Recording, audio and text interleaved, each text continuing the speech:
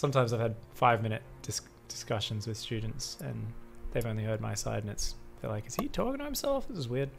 But yeah, that's good. I mean, yeah, just keep working it and stuff. Obviously, the first day, I mean, it sounds like you're not.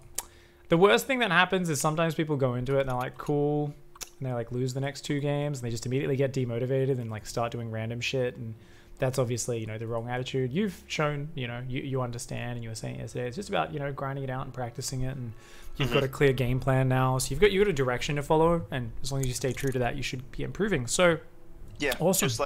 just like in your, you know, PvT one, the coaching that we had done. At first, it was hard to, you know, comprehend everything and stuff, but after I worked through it, I just started dominating. So yeah. It's always interesting, right? It's that lots of mental training to get used to the fact you're going to dip down whenever you learn anything new, and it feels bad if we don't know that ahead of time, and it feels wrong. Hey, I'm losing more games, I'm going down, therefore this is not the right thing to do. It's like, no, it's the perfect thing to do. So yeah, awesome. All right, well, let's talk PvZ. So I love that you wrote a little thing here. Let me just get your document open as well. Okay. And let's see. Okay, so let's copy paste that over there. If you want to find the document, it should just be scrolled up. So I think yes, yesterday. I do have it open. You do? Awesome. Oh, okay. Yeah, your thing didn't show up until just then. Ugh, dark mode. Gross. There we go. That's better. All right. You like double prism DT drop. So have you been doing like 4 Archon kind of thing? I guess DT's first and then Archons afterwards. So usually what I do is the first warp prism that I drop into their 3rd base, I usually make DTs out of that, and then I do my best to do damage in the main as well. Well, I mean, at the same time that the Archons come into the 3rd base. And I usually don't try double Archon. I feel like it's like really APM intensive. Oh, you mean like 4 Archons, 2 warp prisms, right? Yeah. Okay, yeah. So it's normally just kind of like the second prism comes and because you did say double prism, right? So is it normally just to warp in like a DT and some zealots in the main while your Archons are down harassing the 3rd kind of thing or something like that? Yes. So well, I don't warp in zealots. I usually do like a 4 DT warp in at first into their 3rd base, and then I'll do like a 3 DT warp in into the main. And then I'll, if I do damage, I'll expand from there and do like charge Immortal Archon. But if I don't do damage, like let's say I like lose both prisms, because I have replays of me doing both. If I lose both prisms and I'm kind of just like fucked, I do like a really hard 2 base all in. Because I feel like I can't expand if I don't do damage. Yeah, because you are committing a lot before you're deciding to go to a 3rd, so it is definitely something where that seems okay. Let's get some replays up. So invite me to party, get into Piggy channel. I'm on a different account because I have the replay on this account, so I will invite you to party right now. No worries. Can I have your Smurf revealed? Wheatman. Yeah, there we are. Wheatman. No worries. Okay. Let me just mark this. Coaching VOD. So what are we going to call this? This is PvZ. And we're talking about Archon drop. Master 3 coaching. Cool. Detail. Okay. I'll make you the leader of the replay so you can take charge. That's right. I gotta sit in the driver's seat. You're my wife, and I am a a man from the old days. I ain't down with letting you drive. Yeah, just make me the host there. There we go. Awesome. Okay. Let's do it. Fantastic. Thank you very much, Liam Bob. Really appreciate the 10-month resub, dude. Much love. All right, let's get in. We finally got some games in front of us. Fantastic. So, cool. Let's fast forward through and take a look. So, sounds like a decent game plan. I'm trying to remember. I'm thinking you you normally have your whole army on one control group, and then you're used to using like one other secondary control group, right? Yes. Okay. Cool. So this one was a little odd. He opened full first, so it like kind of threw me off because you know he was denying the natural with the drone. Ooh. So I mean I had to play a little different than I normally would. This is actually very awkward. Yeah, I mean his third's awkward as well and stuff, but yeah, it was a little bit of an odd opening. How scary is this? So let's check the Zerg's opening here, because I don't think this was a super fast pull. Let's see. It's a pretty fast pull. That's a 14 pull. Okay. Yeah, I did scout it, but yeah, it kind of like threw me off a little bit. I mean, people like do this a lot of the time in ladder against me, so yeah, that's why I threw this replay in. Yeah, this is one of those weird timings. So we're gonna put down a pylon when you go up. Now you had seen this drone for a while. I will always pull a second probe here because I would really want to get that Nexus down now. So what's cool here with this map is if we put that Cybercore up to the right a bit, then we would create a choke point. And I always like to create a choke point with my first two structures because it can be awkward to place it with the third one, right? Yeah. And that's what ends up happening here is we end up like this. Okay, we didn't give it. So a cute little thing is on this map, because it's such a tight choke, we could have just created a choke point with the Cybercore by putting it up to the right a bit. Yeah. And then we could just have a pylon on the bottom below and to the left of the Cybercore to finish off the wall. And that would have been nice. The other thing is, you know, are we going to build zealots and adepts, or what's going to be the case? Like his lings really aren't that fast by any means. Mm-hmm. But did we recognize that as the important thing? So you know we should really. He does hit my pylon with the links and then starts running across. So I know they're on the way. But I mean, this is the point here, right?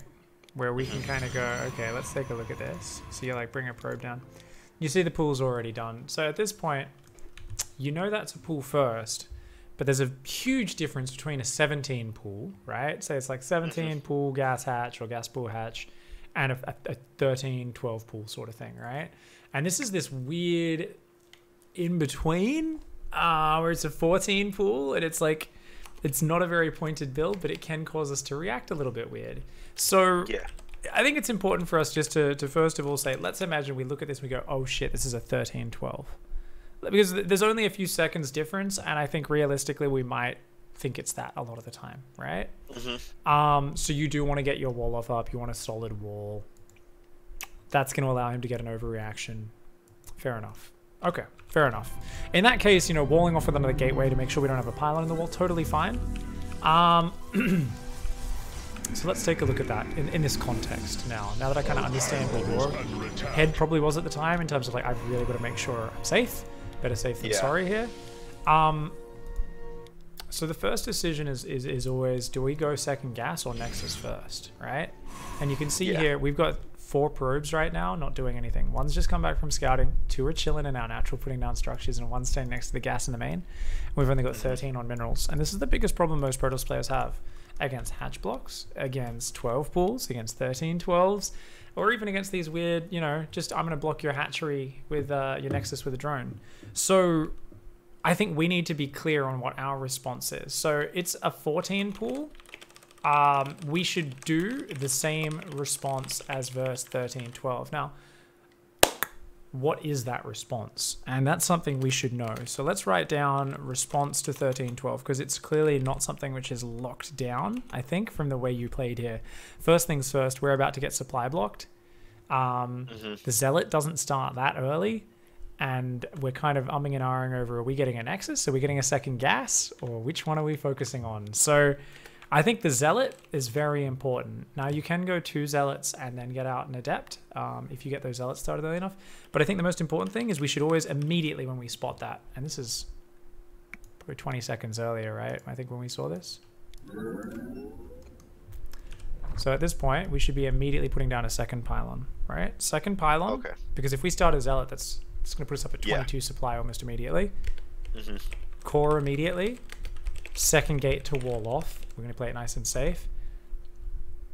If we're doing all that and we go gas, we suddenly have huge pressure on us to do damage, right? So we need to get out like an Oracle or dive a few Adepts in, and they need to kill a bunch of drones, or we're going to be behind in the follow-up. I think just getting the Nexus is a bit more relaxed for us, allows us to have a more, you know, consistent game plan. So let's just say stay on one gas, and most importantly, prioritize minerals, because we're not spending gas on anything. Gateways, pylons, zealots, adept, cybercore, 25 gas expense in that entire thing. So we should actually prioritize minerals 100%.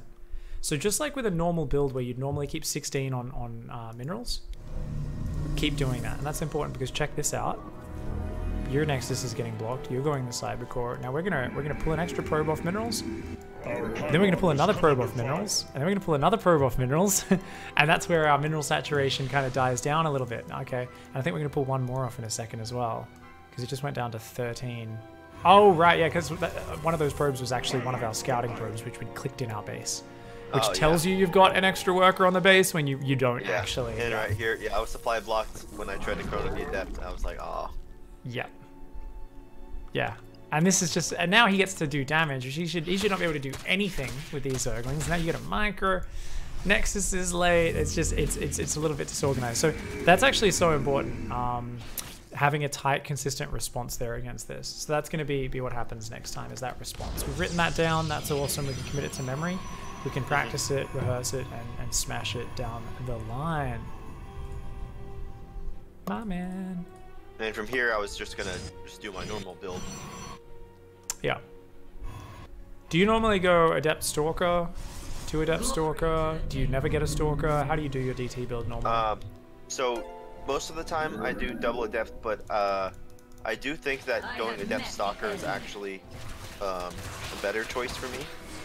I did notice that there was that Overlord there, so at like 90% I was like, oh wait, I can't place my DT shrine, so I had to place another pylon to not give away my DT shrine.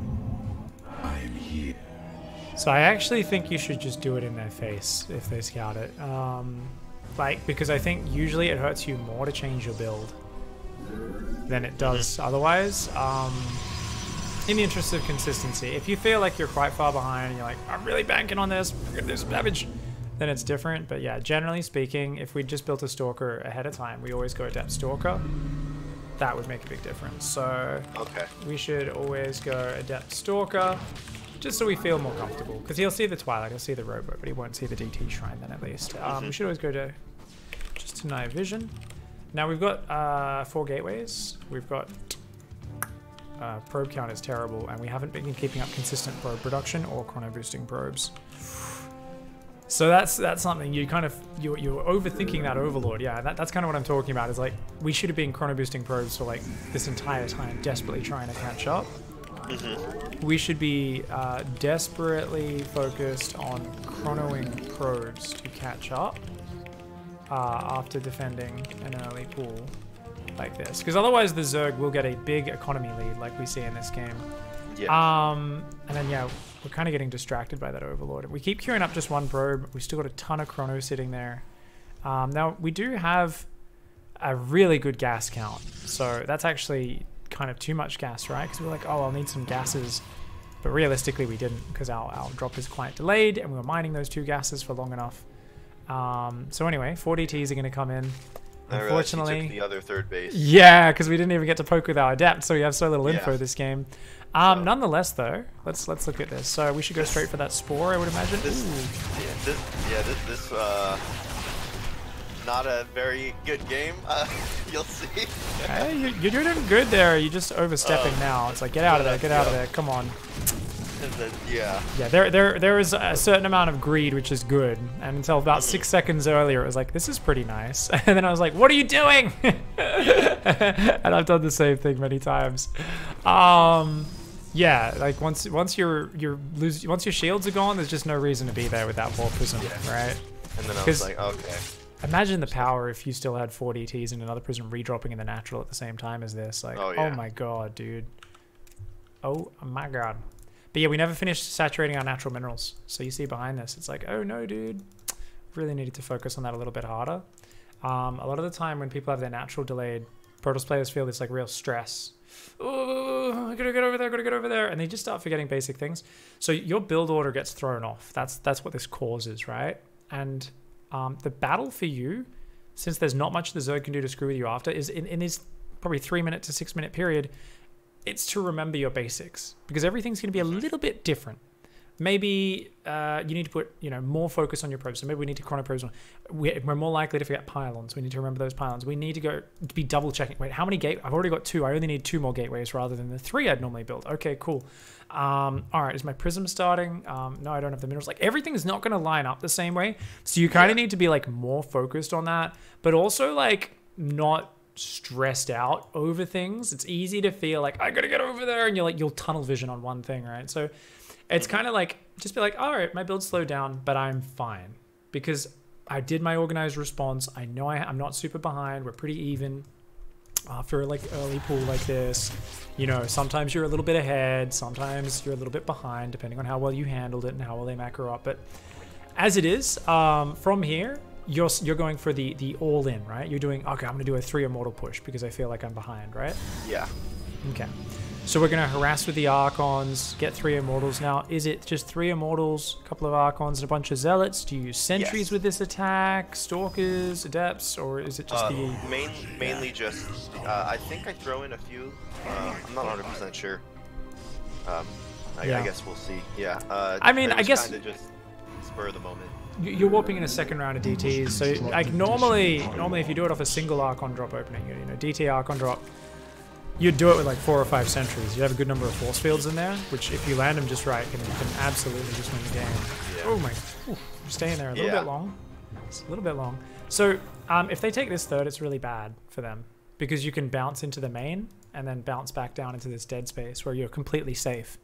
So just then, I would have loved you to pull out as your shields were getting low 20 seconds earlier, or 5 seconds earlier, and just go straight into that main base. And you don't even need to do anything. You literally just unload in the corner of the main and you're like macroing. You're like, do. But the Zerg is like, rah, blah, and he's like A-moving, so his Overseer flies over the gap over your Archons, and your Archons get to kill the Overseer, and you like casually look back. Oh, the Lings are streaming in. And you just like do some of the drippy-droppy with the Archons, like kill 20 Lings, just pick up and leave. Like it's this real, totally. I don't feel stressed to do it. And I think basically just as a general rule, we should try and cement this idea of as soon as the shields are gone, get the frack out of there, because you've got so much potential damage with your follow-up waves and with the synergy of joining this with later things, right? So looking for that consistent, reliable damage. Like right here makes no sense, right? Yeah. There's no way that was ever going to work. Even if we were on full shields, what are we achieving there? We don't have an observer. We're not near a drone line. Best case scenario, just the Lings come out, we can do drippy-droppy, but we were cutting right over creep, which is such a dangerous area. The Overlord was there, it spotted us well ahead of time. So you always want to think of your kind of clean zones, right? Here, we can drop there, and we can drop up here. Easy, easy, nice. We got this dead space we can always retreat to, and if we want to go somewhere else, we go bam, bam. We queue it to like there, like way beyond the creep. And then you can come in with an observer and kill tumors, or you can go around the north side and hit the 4th or hit the back of the natural, right? There's lots of queuing those drops around, but just really trying to rein in your over eagerness. And this is bad decision making, worse than what you would normally do in your normal games as a player because of the opening throwing you off your rhythm, right? Yeah. So it's important to kind of tie it together, in your mind. So remember, this isn't just you being an idiot or anything. It's the flow and effect of us not having 100% confident response to our opponent's opening actually flows into these later mistakes. It kind of increases the chances of us being a little bit over eager and not having our game plan as clear in our mind. And from here, I was like, yeah, dude, I lost so much from this. I can't like just expand or anything. I'm just gonna YOLO right here. Well, thankfully for you, your opponent is insanely greedy and is trying to do everything at once off just Zerglings and 4 Queens. But, and the Banelings aren't morphed, so we do need our Archons up front. Archons, get on those Zerglings. Get those Archons. Looks like we win this game, yeah? Yeah. Ah, man. Centurion. Yeah, was in a good position there, but so this was a muddled up build from Centurion. Just to understand from the what did the Zerg player do wrong? Well, first of all, the Zerg player was defending with very few queens while going almost pure Ling and never connected the bases. You get forced to take this front base, you damn well better connect your other bases with creep. That's a huge problem, and if we look at that, that's a huge reason why, if we bounce between these two spots, it would have been amazing. Like, our first DT drop did some good damage, but if we had realized he had this base, we would have gone straight to it, and if we got deflected, picked up and gone straight into the main, then the other prism would come in from your side of the map, and it would just warp in at the front again and just send DTs into this third or into the natural, whichever. And you just have this beautiful flow of pressure because your opponent neglected the creep. Your opponent's also investing in things like Overlord speed right now. Now, they've gone for a safety Roach Warren, but are afraid to actually use it to defend, which is a problem. Our opponent has got a lot of gas mining about to start up, but otherwise forgot to put on gas for a really long time. So I think they got just as muddled up off the opening as you did. We see them make it like the main was at 25 workers for a bit. They still haven't transferred down to their natural. So they're like, I've got minerals. Let's put down a macro Archon and a 5th base. They're going +2 melee. But if you go a low queen build as Zerg against Protoss, you're rushing a Hydras. Like low queen, just Zerglings for defense. You need something out there pretty early. So you should be rushing Hydras. But here we see it's like, I don't want to go Roaches, but now I am making Roach speed. And it's like, Zerg, you need a good unit. Especially if you're not investing in Roaches as your default kind of base unit, and you're using Zerglings, well, they don't stop Zealots and Archons. So yeah, so a few mistakes there kind of compositionally, starts kind of going in a muddled direction. You'll see this a lot on ladder where players kind of get caught halfway between Lingbane Hydra and Roach Hydra, and it's usually a pretty terrible composition because their upgrades are a little bit more split and they don't work together quite as well. The Roaches kind of block the Banelings, and it's a weird composition. So let's hop out of that replay and show us another one. Oh, okay. The other one's on another account, so no worries. Did a little hot sweet switch. So we've got a response down against early pool. Otherwise, like against pool first, say it was 17 pool, you'd still just do your normal expansion, right? You just go Nexus into core. Yeah. Good.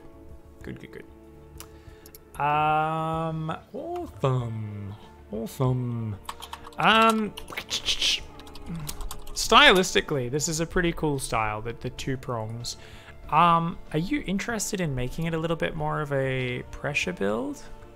Like pressure into like more of like a 3rd base, somewhat a standard, or so that's what I would normally do. Like if I do some type of damage, I'll throw down a 3rd base, and then I'll just turn it into like a good game, pretty much. Yeah. But if I don't do damage, I just feel like I'm in a rough spot. So I'm inviting you on the other account. No worries. This one, bit of a quick game. I pretty much just beat him with the DT opener. Yeah. This guy was, I think he was Masters 2, nearly Master 1. Cool. He just got caught off guard, pretty much. I mean, he scouted it, but I don't. Well, yeah, I mean, everyone knows exactly what I'm doing, and I still constantly kill GMs with my first wave of DTs. The number of times I get the 3rd base is obscene. It's gross. He opted for an early OV speed, so that delayed his lair, and he just wasn't able to make Overseer in time. Yeah, OV speed openings are pretty average in my opinion. You damn well better be a crisp player to use Overlord speed openings correctly, Yeah. My brother is a Grandmaster Zerg player. His name's Scrubbles. I don't know if... Yeah, I've seen Scrubbles. We've played each other a bunch. Oh, really? So, I've seen him in my chat once or twice. He was pretty much just telling me, he's like, okay, if he goes OV speed, he's not going to have a lair like that fast. So, your DTs, if you kill the spores, should kill him. Yeah. 100%.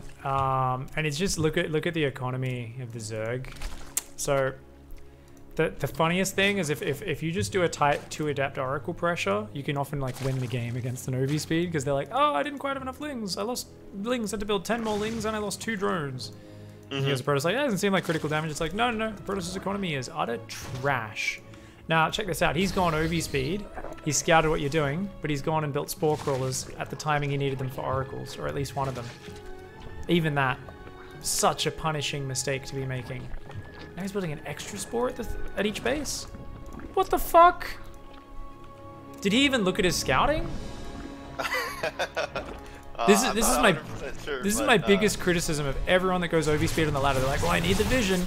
And 90% of the time when I see someone that goes OV speed, they don't react to what they see. And I'm like, why are we so obsessed with scouting if we don't react? It's so common, dude. It's so common. I don't know, man. Maybe your opponent played like 26 games against Stargate. Anyway, let's focus on what you can do rather than coaching what your Zerg opponents are doing wrong. Yeah. What I tried to do there was a bit of a miscontrol on the probe, but I clicked right by the mineral field for my third base. I was gonna expand behind it, but I clicked right by the mineral field, so it didn't walk through my adept. So my probe was kind of just stuck there. When I was warping in the second time. Right. So, yeah, I'm going to expand behind this. Your probe count's really low. So, in this game, looks like it's probably a habit, is you're not probing consistently, and you're definitely not dropping chronos on your probes. I just went back 30 seconds, and probes weren't building on both Nexi. Yeah, it's totally okay. As long as your prism starts by 4 minutes, and you chrono it straight away, it's fine. You're obviously very focused on doing damage, but if we want to rail this back into a slightly more consistent build where our third base is more reliable, we've got to focus on those probes more. So the way I would do it personally is not taking that third gas quite so early. If you really like it, that's fine. I will start mining the gases basically around the time the prism pops out. Is usually when I do that. If this timing works out for you, that's okay. Just focus more on your probes. Because check this out, your gateways are done like well ahead of your prism getting there. We could have delayed those gateways. Likewise, let's go back. I reckon you're probably rushing your DT shrine as well. Let's take a look. So if we look at your production tab, there's only one probe building. Yeah. So there's no probes building. Yeah. Why have we already got a second gateway? Is that to wall off? Why didn't we put the robo in the wall? I'm just used to putting like all my tech down like in the corner of my base. Right. I really like the robo in the wall because it rallies out nice and easy, and it just allows us to wall off. Because it's something where this extra gateway, you're trying to rush it, and we're just not building probes. And the robo doesn't really tell them too much anyway. Like they're going to see what's going on with the overlord anyway. Even if you go stalker first, it doesn't matter, right? We'd just like to hide the DT shrine if we can. Also, by the way, this is not a wall off. I'm pretty certain. Really? The graphic is super weird, but on the south side of this, that crater thing, you can move through that. You can place structures on that. The texture is a little bit weird where it's hard to tell where the edge of the cliff is. Yeah. And it might be different on different graphic settings, but I'm pretty sure your gateway has a full space between it and the cliff. I'm not 100% sure, but I'm pretty certain that even an Immortal or Stalker could walk through there. Chat can vote on it. I don't know. I haven't tested the map. Maybe they've tested it more than I have. Yeah, I'll probably test that after. Yeah. I think you could just put the gateway down and to the right, a hex, basically. But yeah. So we're just not probing that consistently. So we can do the same sort of timings, the same sort of build, just with more probes. So that's going to be the big thing. Okay, the big thing. So let's go. All right. Game 2, probe production. Probe production, more consistent. If you want to stick with the third gas, we can do that. Let's stick with the third gas because you're comfy with it. You're used to that. No reason to change that. It's more of a preference thing. Let's just probe production more consistent. So what are the sub points to that? Don't be afraid to delay structures. Wall off with robo. So we don't get our extra gates until after DT Shrine, right? It's DT Shrine. Normally you go 2 gates with this build. Well, it should be 3 gates after DT Shrine instead, right? Okay. Yeah, totally. I can do that, yeah. Yeah, and this way you can still do it. So, we can kind of check in replays when you hit 2 base full saturation.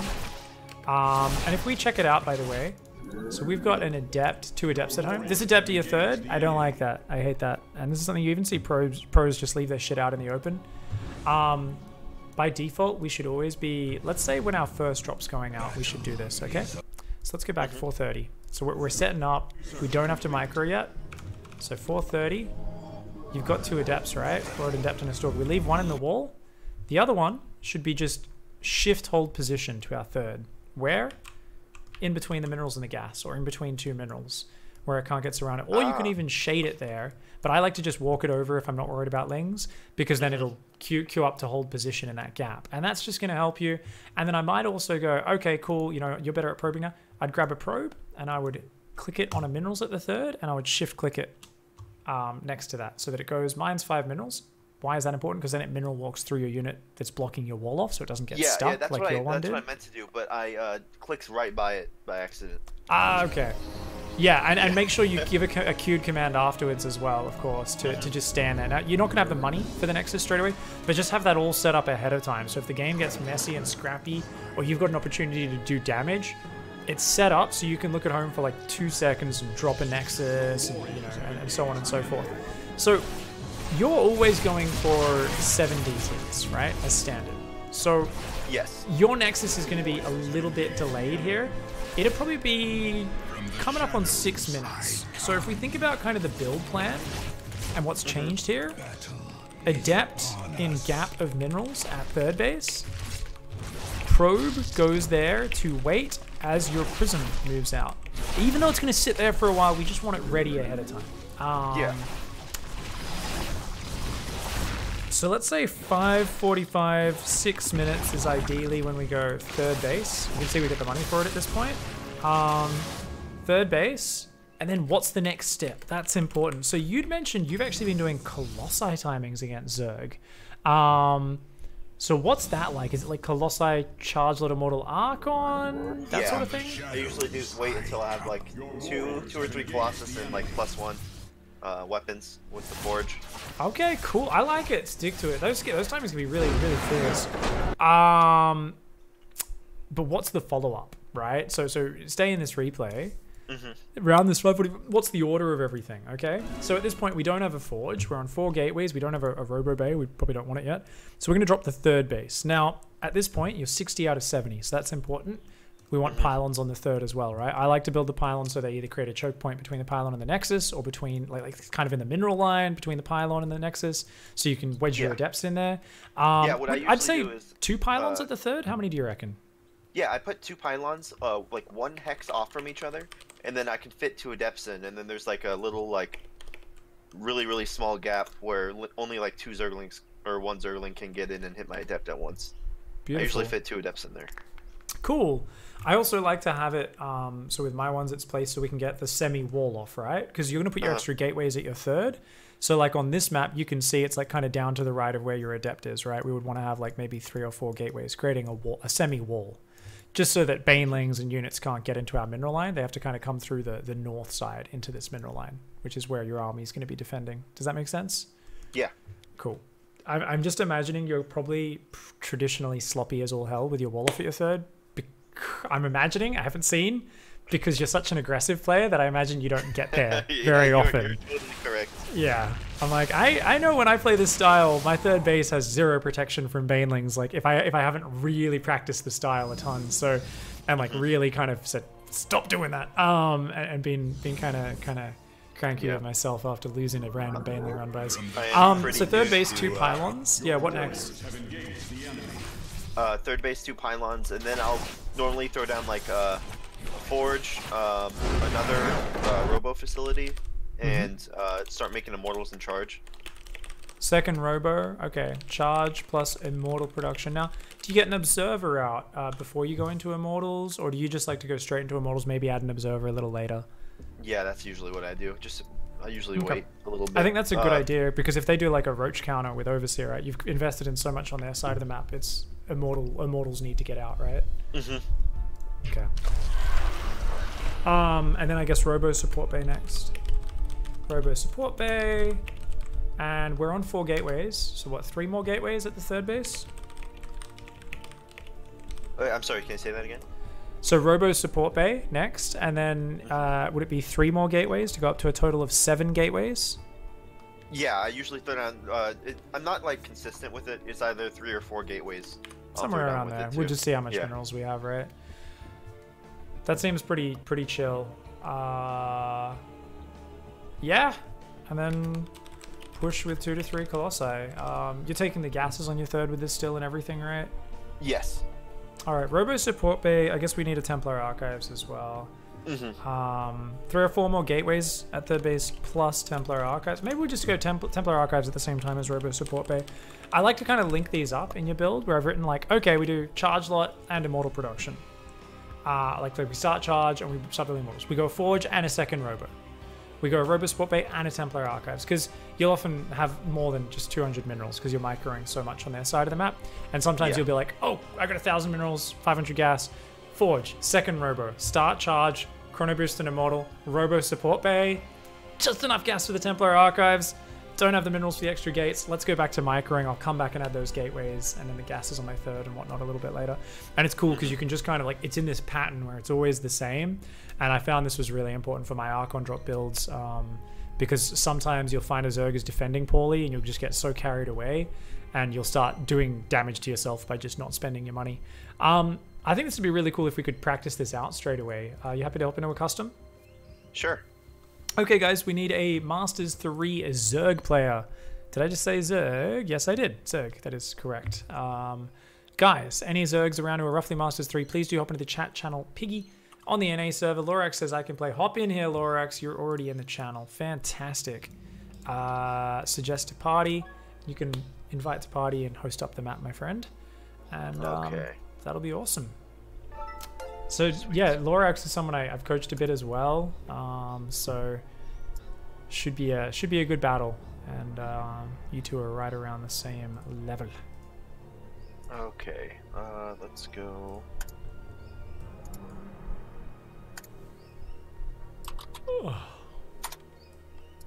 Cool. Fantastic.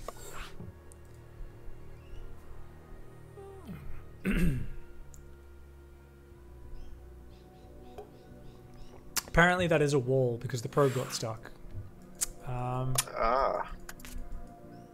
Yeah, would it have tried to go a different way though? I don't think so. It would still get stuck against the Zealot because it doesn't count that in its pathing as a block. Or would it have gone around? It might have. I'm not 100% sure. I'm not 100% sure. Because obviously if it was a building blocking it, it's different. But yeah. Lost Jinjo tested it and said it's not a wall. Lost Jinjo, you're a legend. Thank you. Okay, apparently it wasn't a wall. Probe was just stupid. Just was like, look, I'm wearing the right shoes. I am not a ref, so that's fine. If I need you to pause and I want you to freeze up, I will let you know. Okay. You're gonna have to whack that pause button on your keyboard. But that's pretty rare, we need to do that, so no worries. Good luck, have fun, get in your groove. What's the main focus? It is probe production. Remember, doesn't matter if our robo's slightly later than normal. We're gonna go Adept Stalker, focus on our probe production, and get that DT stuff going. If our transition's a bit sloppy, I don't give a shit. Doesn't matter. It's just about getting the probing down with the build. Future games we can focus more on the transition. But yeah, good luck, have fun.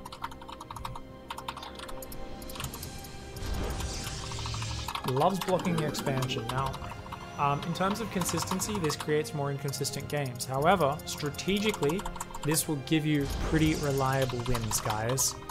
Well, not wins, but an advantage, right? Because forcing your opponent to stake their third as their natural, we saw how much miss macro that can cause from the Zerg side, even in the absence of any other pressure. We saw in that replay before, the Zerg fucked up really badly just because of that. So yeah. So I think it's a good strategic move. We just need to be more flexible to accommodate for that. Alright, so practice game versus Lorax. Now obviously this is meant to be frozen probe production at this point, guys. Why? Why? Because you're meant to pause to get your cyber core down. Then we restart probe production, take our second gas. We get our second pylon as well. And I personally like that second pylon to be here normally because it's hard to scout, but on this map it's a bit awkward, there's not a lot of space. So this one actually gives you much more production space, where if it was up here, I would be even happier, because then you can fit gateway, gateway, gateway, gateway, gateway, gateway. You can fit like a billion structures around, like every bit of tech, everything you want to. Yeah. Interesting Zerg build. It's just a faster third hatch than normal. Lorax screwed up. She should have built the queen on the third base, and she didn't need this overlord so early. When you go for the quick third, you're slowing down your queen and drone production a bit, and you should accommodate for that, and also realize you're going to get bonus supply from that hatchery when it finishes. So you actually don't need to build that overlord until a lot later. Something she should have changed up. Not the biggest deal though. She's been pretty on point with her macro, and I think she's mostly doing this just because she really doesn't. She wants to play as if this is her natural, right? So by getting the third up early, it makes it easier for her to macro with her normal rhythm, since she's got her bases up nice and early. Now she is building fourth queen too early here. Oh no, that's a third queen still. Never mind. Let's focus on pastry. Oh my god, pastry just got a drone. Nice. Nice. Very good.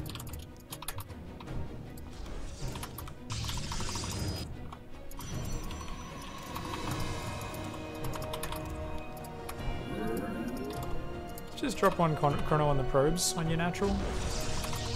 I'm sorry, what? One chrono on the probes.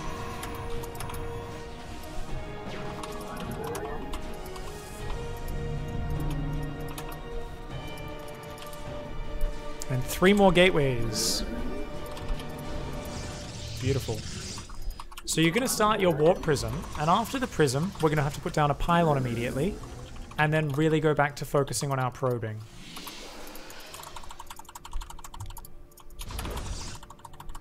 Yeah, so there's naturally a small gap in your probing when that prism starts if you want to get it really fast.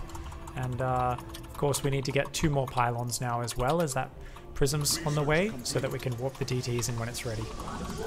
Let's get our stalker in the wall, our adept ready at the third base, and let's send that probe over to the third base to wait as well.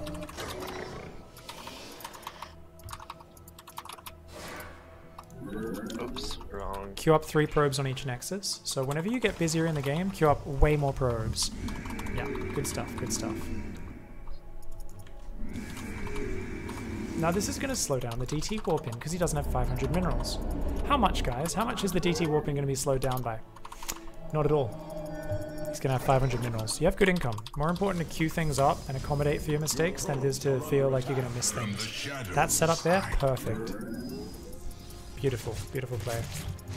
Click it, click it, click it, click it, click it. Beautiful. Now the prism floating there is absolutely silly. That makes no sense. There's no reason that should be there. Yeah. Oh, supply blocked. I told to build 2 more pylons earlier, only built 1. Blocked. Only built 1. And that is stopping the DTs from coming in and winning the game right now. That's bad. That's alright, we sniped the hatch. We're in a fantastic position. You're doing really good. Let's get that 4th gas. Yep, start the immortal production. We can kind of rally probes onto the gas straight away and rally all of our Nexi to our third base. And we can continue this 2-pronged aggression. Your probes are under attack. Swap in a DT and an adept or 2. Good stuff, good stuff. The firstborn shall persevere. So many more, like even losing the Nexus here would really not even matter that much. Yeah, you can just retake it. It's like you've killed the Zerg's third. It's not a big deal. Alright, nice Archon drippy drop micro in the main. Pastry's playing so well lately, guys. This is so sick. From the shadows I come. There's not a lot of production space. And the gateways were placed poorly. Oh. First time doing the build, so I'm not too worried about it. But forgot to pick up those Archons. But that's alright. From the shadows I come. So at a certain point, our opponent's always going to start shutting down our aggression, and we're hitting that point very soon, where our opponent has been pushed into a tiny corner of the map, and we need to focus on our macro, our defense, more than anything. So we've got the Robo down, but remember, it's Robo and Second Forge together. And then we need to also get Charge, which you've done really well. And we probably should have one of these prisms kind of go home, unload the DTs at home, morph them into Archons to join our army, and the other prism can just stay somewhere in the corner of the map waiting to pressure. But right now, you know you have a huge economic advantage. Your biggest priority is getting up those gateways at your third base. Your pylons weren't placed correctly, so you can't really put them as a semi-wall too well. We can get some gateways up, keep the immortal production solid, and all that sort of stuff. So if we'd bounced home and kind of shifted our focus a little bit earlier, then we could have already been, 120 supply or so, had an extra immortal or two, and just felt a little bit more comfortable. Because right now we're still a little bit worried if a speed roach counterattack, desperate all-in hits us right now, and we should be very concerned about that. But just kind of building up into this. Now at this point, you also always want to go Templar Archives. Even if you're not going Storm, they're just more efficient Archons than the DTs. Yeah, you save a lot of minerals. Ton of minerals. Good shit, man. Okay, so Mineral field depleted. I return to serve. My man. My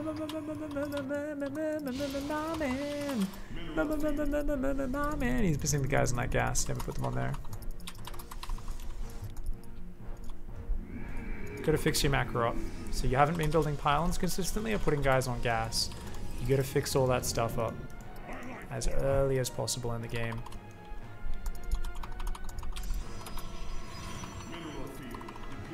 I return to serve. yeah. His natural gas is still fucked. And he hasn't noticed it.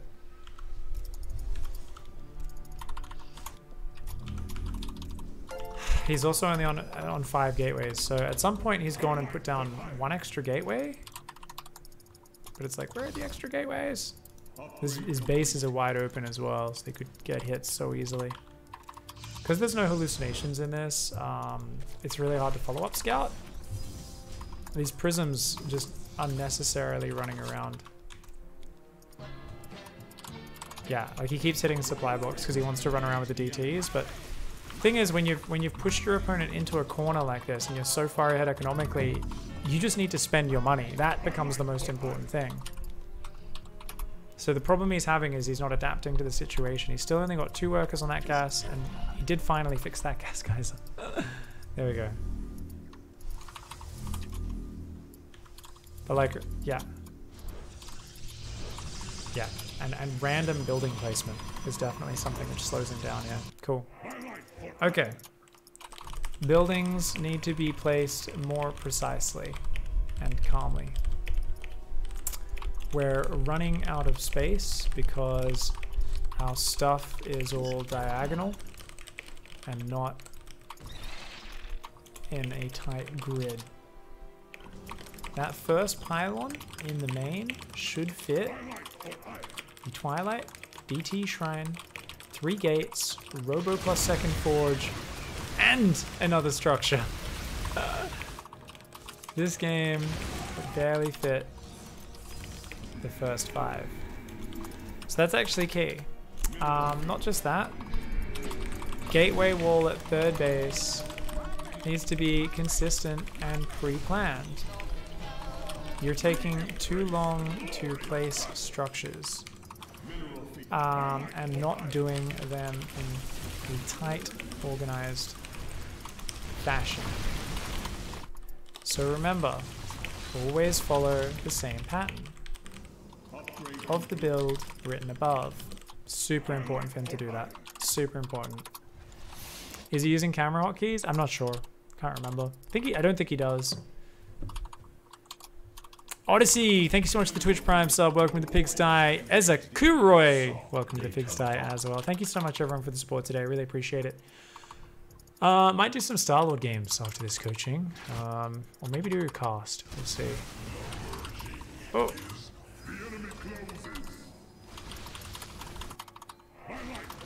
Oh. Oh my god, he's eating biles like a champ. And he's crushing the army, so it's okay. Rickety rickety wrecked, son. GG. GG. Oh yeah.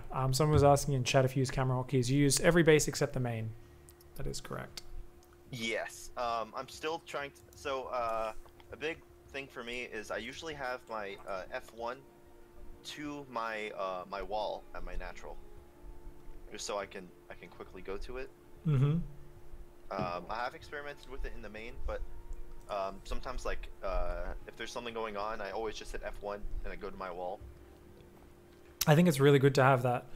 I call that the rally point camera location, and it's always like the wall. It'll become the third base later on, because it's basically my warp in point. It's like the frontal kind of area of warp in usually. So I'll often put it on a warp prism in certain scenarios as well if I'm really committing to an attack, just so I can jump to it.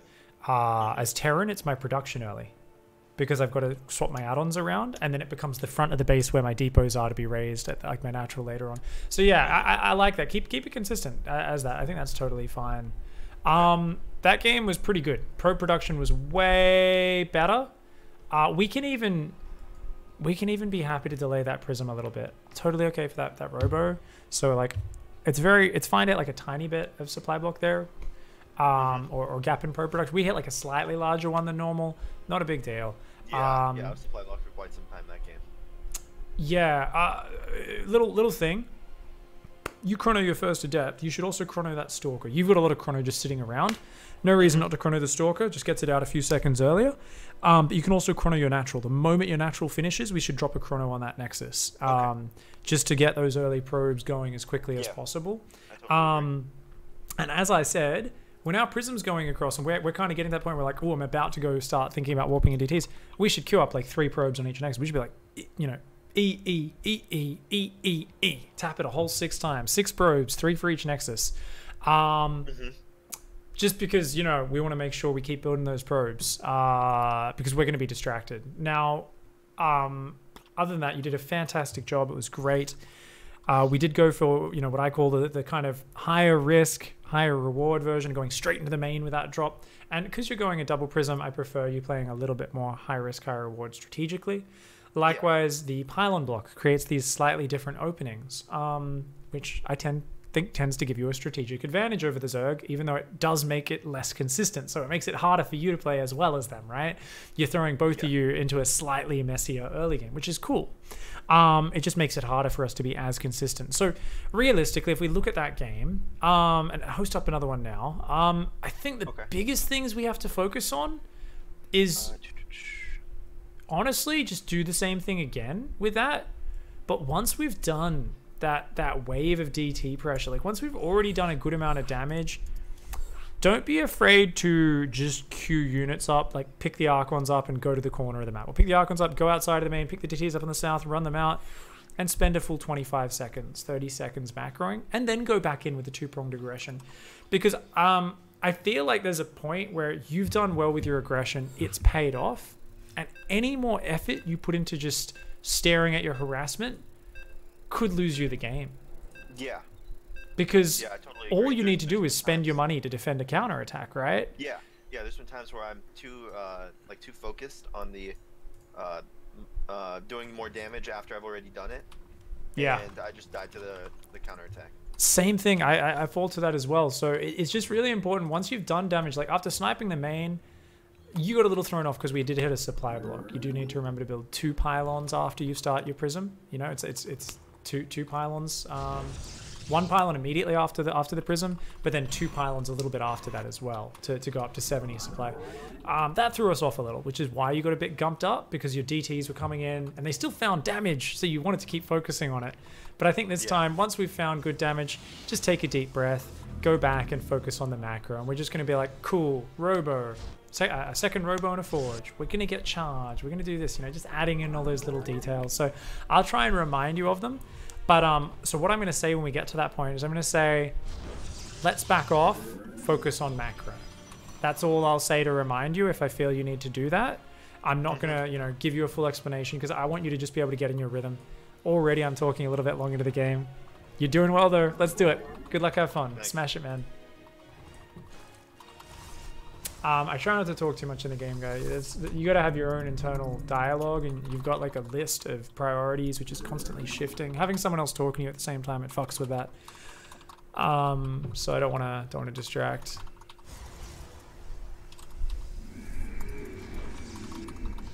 As a 32-year-old, you play very safe. More risk averse as you get older. That's the way it goes, sure, shoddy. Sure, should I? Sure, should I? Wait, it's sure, should I? Am I saying it right? I can't even remember. I've like said it wrong on purpose. I've said it right on purpose so many times. It's like, it's all over the shop. Literally, I'd never 3-gated before yesterday. You did really good, dude. You did good with it. Practice some cheeses. Good for your micro.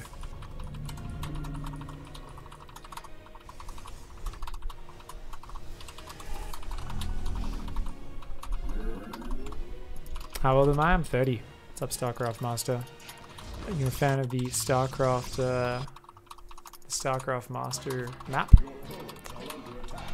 I should play that on stream again. I think I played it during one of my 24-hour streams, so it's kind of a blur because those streams are always a blur. You don't really retain many memories from those streams. It's just one big. Gene Parmesan, thank you very much for the 14-month resub. Burns when I PvP. I'll be here relaxing. What's up, dude? That's a great Twitch name. Twitch name of the day, guys, goes to Burns when I PvP. Fantastic.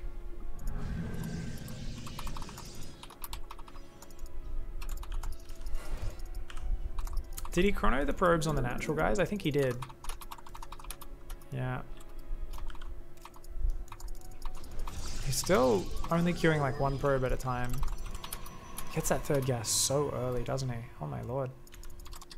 So he's gonna go DT Shrine. Where's the Stalker at?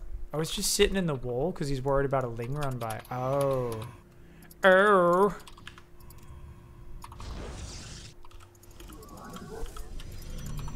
Yeah, you put down a gateway then. It's like you don't need to put a gateway down. Wait till you get more money and then you put them all three down at once. Batch your macro, guys. Batch your macro.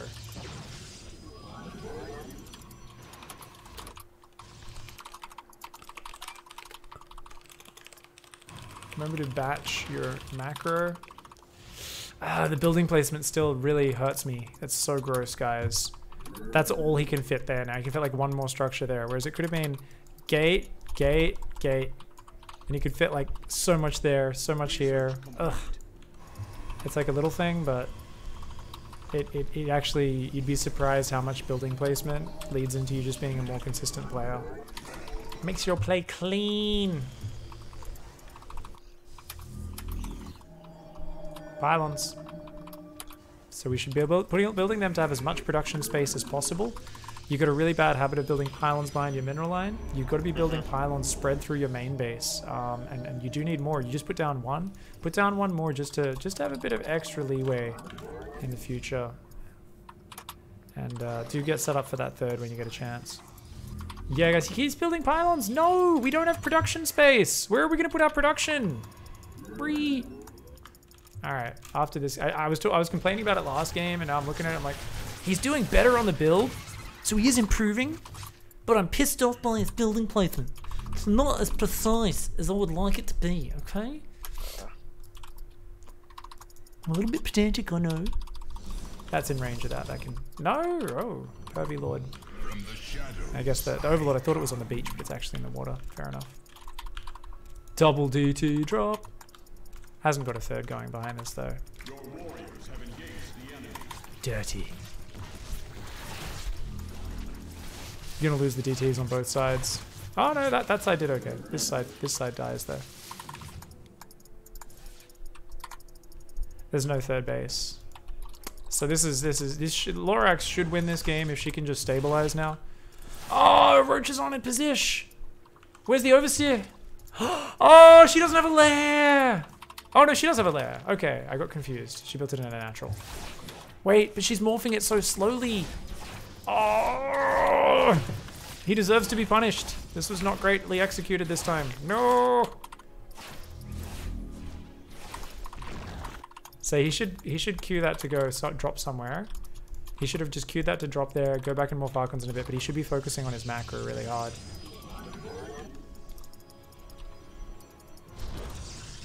Yes, yes, the gateways are on a wall. I'm so happy, guys. I'm so happy. Maybe that gateway, I think a gateway there would have been better than a pylon, but fair enough. Forge goes down, charge is on the way. Oh, I'm so excited. And I just can't hide it. He just wasted 2 seconds by not having queued up the drop ahead of time. Because he had to look back at it and then drop it and then wait for them to unload.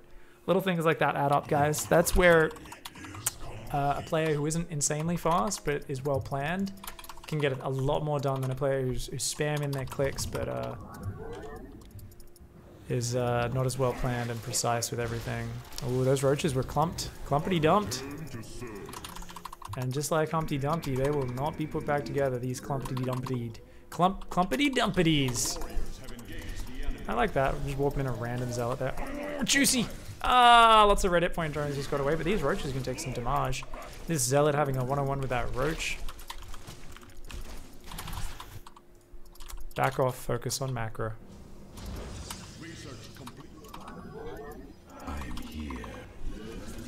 Yeah, she's gonna punish him with mutas, which is awesome. So where's his other prism? The fuck is it clicked there? No, and he just clicked it there? Okay, now he sent it home, thank God. Pastry, take care of your prisms. Take care of your prisms. He's doing well. He's doing really fucking good, guys. I do not understand why he has stalkers, though. What's going on? He saw the spire? The fuck? He's just gonna build stalk. You need to make blink and a cannon and a battery in each mineral line. You can't just make unupgraded stalkers. Yeah, cannon and a battery in each mineral line is 100% essential.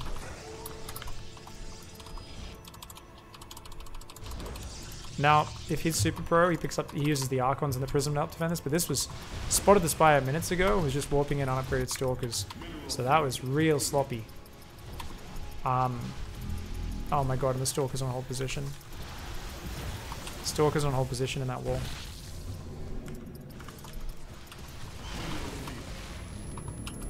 Oh. Shoots his own Stalker. That's what he gets for trying to block the other units from getting into his base.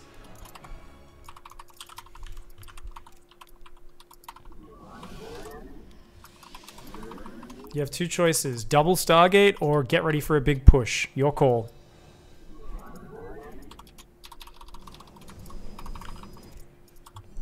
Because you don't know if they're going to mass meter, and you can't rely on just Stalkers and a cannon and a battery. Because if they suddenly hit 20 meters, cannon just disappears, mineral line just disappears, and your Stalkers can't cover every base. Even with blink control, you'll eventually get worn down, and you'll get pinned in your base for too long, which is bad because Stalkers are a mid-game unit. They're not good in the late game. So, I think he's preparing for a push here, but yeah, he can be a bit patient. So because we haven't seen a lot of mutas, we can be more patient and just focus on our army if we want. But we need to get out with our army in between our bases, and here we go. Yeah. So we want to add in the Storm on the Templar Archives, keep making Immortal Charge.Archon, or go for Colossi, whichever one you prefer. I mean, it's your call, of course. If you like that Colossi tech a lot, you can do it. But since there's a Spire up, I think Charge is the better option in this scenario. And we should get our army out front. We should start kind of trying to get some map vision and looking to secure a fourth. He can corner this army. He's gonna, yeah, TDL is gonna be trapped between a Protoss and a dead place.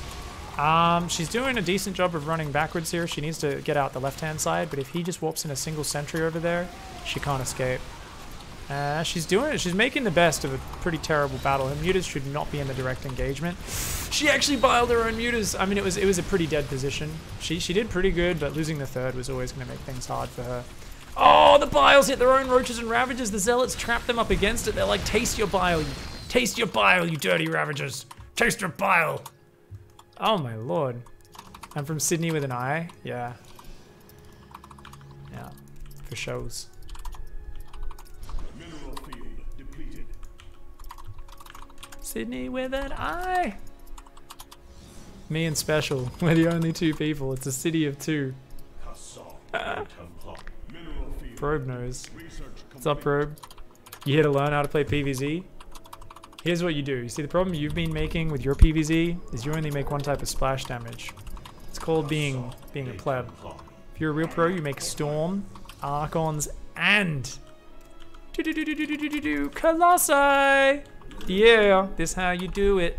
You make the big boys with the lasers. The big boys with the lasers.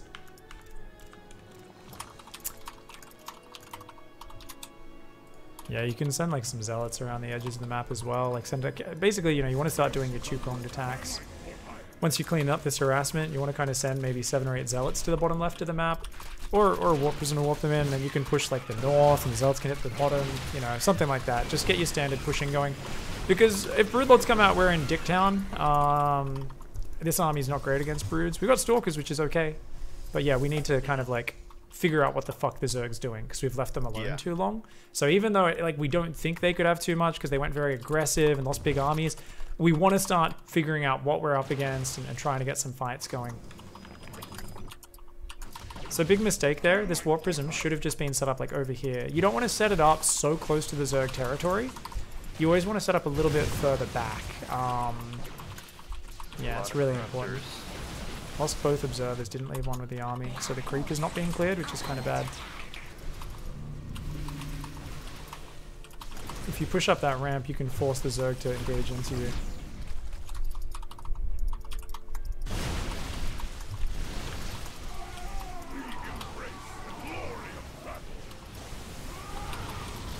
So let's see how he micros this. He should be boxing units as much as possible, like pulling these back, drop storms. So he's using his control groups a bit more than I'd like, but... Oh, we just killed every overlord! Oh, it's a supply block as well. Annihilating the army and killing all the overlords. Yes, GG. Zealots have killed the main as well. The tech should all go down. My man. GG. Yeah, I definitely did need to focus more on scouting, because if he didn't like pressure me there and just tech straight to Broodlord or something like that, like if he didn't do that really huge attack and just like went Broodlord, I feel like I would have just been in Dicktown. Yeah, absolutely. So I mean that's the thing is whenever you're sitting back for a certain amount of time, you want to get out there and push. So I kind of did start telling you what to do, which I probably shouldn't have, because I should have let you do your own thing. With how much stalker commitment there was, like just hitting a big timing attack is absolutely an okay way to do it. But yeah, you were very slow on the cannon shield battery. The muters getting in before that was ready made things way harder than it should have been, and unfortunately leaving that stalker locked in. So good game from both sides. TDL fucked up with one key thing, which was not getting that overseer ready to save the third base, because it was a great defense and we were massively overcommitted up to that point, and we were lucky we got that third, or we would have been very far behind in that game. So this was a good game because we saw a few different things in action. We're out of time. Damn, these fly by, because I guess we looked at those replays and we learned a lot of things. It feels like it. Yeah, no worries. I mean, all right, let's make me the party leader. Okay. I'm gonna, we can watch that really quickly. We'll zoom through there because I want to make a few last points. Big thing will have huge impact. Pylons in your base placement is shit. And this is why you're struggling with your macro. Remember I was talking earlier, I was like, I haven't seen yet, but I bet your gateways are in position. That last game, you put your gateways at your third in pretty good position, which was nice. But you keep putting pylons in these random spots behind mineral lands. They're really useful later on if muta swap happens. That's way further down the line because we can build a battery and a cannon. Otherwise, it's not useful. We don't want to build production behind our mineral lines because it's actually terrible if they go mutas, if all our buildings are like blocking up our mineral lines. Makes it hard to defend drops. Even baneling drops are hard to deal with. It's just awkward, right? So we need to be more organized with our pylons, right? So something which I want you to remember, first things first, your first gateways are grossing me out. And this is a weird OCD thing I have, but I found my protoss play got way better when I got really pedantic about how I placed my buildings. And I found this helped on my Terran a lot as well, but especially my Protoss. So DT Shrine, Twilight Council is placed totally okay. Now I actually would have put that Twilight Council one space to the left. Now the reason for that is because you can then put a gateway directly below that. You can then put a gateway directly to the right of it, and a gateway directly below the gateway to the right of it. Now, because you've put that twilight a little too far to the right, I don't think you can put that third gateway kind of down and to the right. But if you put those in a nice tight little grid, you'd be occupying just this little bit of area underneath this pylon, and you'd still be able to squeeze in a second robo, a forge, a couple more gateways. Like, so much shit can fit on one pylon, and you can add more pylons to stop it being a shitty Artosis pylon later. You don't need to add those in straight away. So this is something where also batch your structures. So wait till you have money. Like, that gateway serves no purpose, that being earlier than the other gateways, right? We don't use it until our DT shrine's ready and all 3 gateways finish at the same time.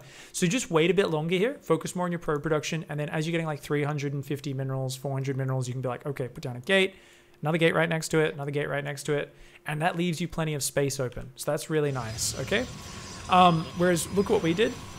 We've occupied 80% of the space around that pylon with just 4 structures. Yeah. When we could have occupied like 30%. And next up, we're going to put 1 pylon down. Now, that pylon should always be reinforcing your natural wall. Why? You've only got 1 pylon there. Would just suck to have our wall depowered and to have no warp ins there. So I always put another wall in, another pylon in just behind the robo. Really small thing, that's not as important. That'll only affect you in a very small percentage of games. But the next thing is more important, which is, so it's actually 3 pylons. 1 pylon immediately after the prism starts. We queue up a bunch more probes, and then we get 2 more pylons before that prism pops. That way, by the time prism gets in position, your pylons are finishing, and it lines up. Now, those pylons should always be placed below the gas in your main base, and maybe to the right of it slightly, and directly below the Twilight Council, just to open up 90% of your main as production area. Yeah, totally. It's small. It's something you'll forget when you have 2 prisms and you've got a little bit of DT excitement. And you go like, oh, let's fucking keep going, stab the Zerg. But your stabbing of the Zerg is already good. That's why I'm not like giving you DT advice other than rein it in a bit. Your prisms do go a bit too YOLO sometimes. I think the more important thing though, since clearly that's not hard for you to do. Like in terms of control, you're doing good. Pick up, drop, hit here. Oh, there's too many units. Pick that up, run it away, focus on the other one where there isn't enough defense from the Zerg. Like you've got that down. I don't need to tell you how to do that. I need to tell you to take a deep breath once you've done that damage and focus on your macro. I need to tell you to have pre-planned building placement, so that it's a little bit less haphazard when you're putting your buildings down. It's more like calm. I put a pylon here, I put the pylon here. Time for the robo, the second robo in the forge. I've got this big area in my main, which is already free next to that first pylon, ready for those structures. And then we start doing things in the same order. So I want you to batch structures together. Robo, second robo and forge, same time. Okay. Templar Archives, robo support base, same time, right? So we can get those more efficient Archons and those Colossi out. Awesome. Or maybe you find DT Archons just works better with the mineral gas balance. You're cool. You know, you can adjust this as you want, right? No, I agree with the Templar Archives. Yeah. Cool. Like the longer the game goes, it'll be definitely worth it, right? Yeah. Get the Adept and the Probe set up on the 3rd. You did that perfectly in the previous game. We forgot to do it this game. That's fine. I was talking to you a little bit more this game, but remember, like if your Adept was already there and a Probe waiting, it'd just be easier to get that 3rd down. This game, when you were getting defended, I was like, you're so dead. I was like, you're so screwed, because the 3rd was so late, and like you didn't have any position to build any production at home. So I was like, even when you go home, you're going to be in the middle of microing. And at this point already, I was like, you're going to look back and you're going to be like, all right, I need the things. And you're going to be like, shit, where do I put them? And you're going to be scrolling around your base, like looking for it while juggling 2 prisms, which is already so hard. So I was like, oh God, I don't see this game going well. I think you're screwed at this point. I was like, you need to do big damage. And then these like roaches rocked up here almost immediately. And I was like, oh, you're dead. But then you did good micro on the bottom left. So even though the top right died, and then you were like, oh, and you focused down the spore, and Lorax just was a little bit tilted, or not tilted, but just distracted. You can see those roaches were just AFKing a little bit. Yeah. And she didn't notice this Overlord above the 3rd, so wasn't able to morph that either. If she morphed that there, I think she would have barely saved it. So this was very narrow that we got this, because look back at home, 3rd base is just starting. We did finally get that down. But we start Charge and Immortals. Okay, fair enough. But we should be like Robo, second Forge right next to each other. And let's look. We go Robo, 1 at a time, right? And then we drop the 4th gas. When does that 4th gas go down? When's that meant to go down? It should be going down. Crap. I think it was after the warp in, after the first warp in. Sorry to the chat. I've got you quite quiet. After the first warp in of DTs, is it? Okay, cool. Yeah. Define that. Write it down and make sure you always do stuff in the same order. Lock this build order down, and it'll make such a big difference. I return to serve. Yeah, I am fairly new to this build. I saw, who was it? I saw Dark play off race and he just destroyed someone with it. And I was like, oh wow, I should give this a try. And I love this build now. It's pretty cool, man. Yeah, so with this build, by the way, if you keep your DTs alive, that's an option. So let's write that down as an option here really quickly. And then we've got to go. So I'm going way over time. That's fine. So with the quad Archon drop, basically, if you keep them alive, that haven't done much damage, I would say, like the moment, or even if you have, basically, if you keep them alive, group them up at a certain point and just drop 4 Archons in one location. Ooh, and okay. Why do we do that? It's because you can do that while macroing perfectly. The moment you're trying to drop Archons on one side, DTs on another or something, it's like, you can do that once, at most twice, otherwise, but beyond that, you're spending too much APM. But the moment you link it up, and your opponent's like split, their army's down at the third, they got a few roaches in it, you just drop 4 Archons, 6 roaches are just dead instantly, a drone, you know, a bunch of drones go down, you just pick up and leave, and it's just easy to micro, because it's all in one area. You're just like, oh yeah, pick up the low Archon, pick up the low Archon, cool. And then you can just go rejoin your army. It's something where the first time we ever saw that build, Patience wrecked Dark with it back in 2016 on Proxima, I believe it was called. It was a map with like an insane amount of dead space. And every Zerg vomited simultaneously, watching the best Zerg in the world just get ripped apart by 4 Archons. They'd hit the back of the third, killed a bunch of roaches and drones, picked up, hit the main, they just bounced around in us. They did like a full loop of the base, and had lost no resources for Patience. It was like 6,000 for Dark or something. It was so funny. And Zergs realized like how important it is to pull every queen when you see this, and to get all your roaches together before you engage it, and really get the damage on the prisms while getting the damage on the Archons. And if you don't sync that up perfectly as the Zerg, you're going to be in Dicktown. So this was a great game from both sides.